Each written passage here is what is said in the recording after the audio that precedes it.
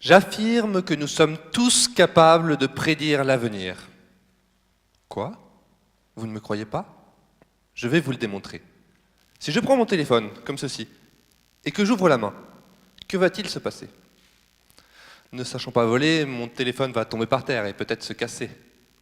Vous voyez, vous êtes tous capables de prévoir les conséquences d'une action qui ne s'est pas encore réalisée. C'est ce qu'on appelle la projection. Et nous utilisons cette capacité tous les jours, en particulier pour prendre des décisions.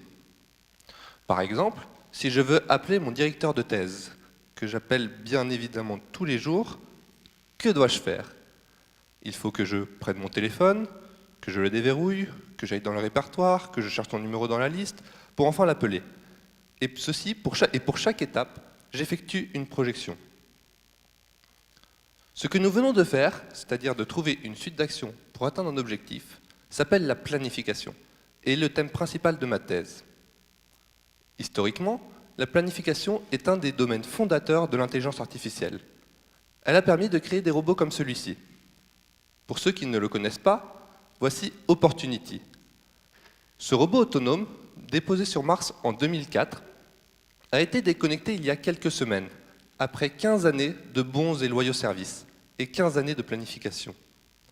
Cependant, pour que sa planification fonctionne, il faut qu'il se situe dans un environnement complètement déterminé et où il n'y a pas d'autre action que les siennes. Autant dire que s'il avait croisé un martien, cela aurait été compliqué. Mon travail de thèse est d'aller plus loin, c'est-à-dire de travailler dans un environnement dynamique et inconnu. Pour cela, j'utilise un superordinateur que vous connaissez tous, le cerveau humain, et en particulier 3 mécanismes. Le premier, c'est la force de l'habitude. Lorsque je déverrouille mon écran de téléphone, j'effectue en fait un ensemble de mouvements complexes que je fais de manière plus ou moins autonome, parce que je les ai faits tellement de fois que je les ai appris. Le deuxième, c'est l'économie d'énergie intellectuelle. J'aurais pu trouver un meilleur plan pour appeler mon directeur de thèse, par exemple en mettant son numéro en favori, ou bien en retenant son numéro. Mais, comme beaucoup de gens, je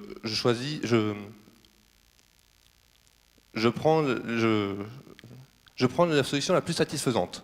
Le troisième, c'est la planification dynamique. Le monde est en constante évolution et évolue sans cesse.